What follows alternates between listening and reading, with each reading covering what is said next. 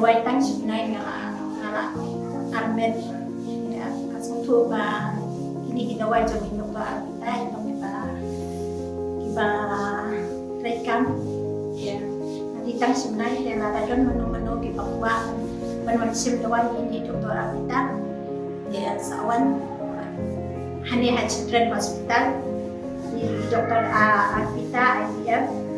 Abita ikawan sisin sunai na Govt Menteri Rang Ba Kejala Meghalaya, Konrad Kongkal Sangma Uloong Bakakunun Menteri Kalamanjur, ya kejeng terwa Thied Jaka na kebenta benchna pynheh bat ban penyar ya kakat lingsun ke bah umroy kata ke Shillong Airport.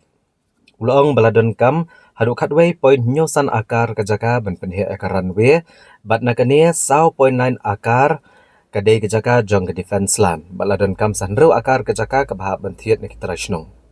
Ulang belatau ke komiti ke bala clear du deputy commissioner ha ke bala lum ke jingelang bagi trash nong ban penbet ya kador bagi ke jing sio ke bailut kesan bagi ke bai Jaka ke ban coach ka nyopu ar point iwe nyop lur tengka bagi ke jing Thied dengan ke Jaka anyo asna pynheh ke runway ban wan hiar ban her kiling sun.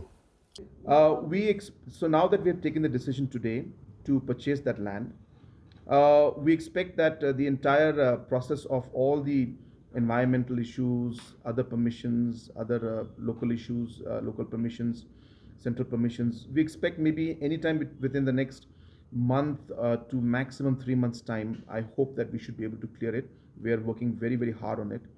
Once that is done, and the entire clearance has been given to Airport Authority of India, Airport Authority will take exactly 18 months to construct and expand the new runway, which means we are hoping that if we are able to hand over everything by September of this year,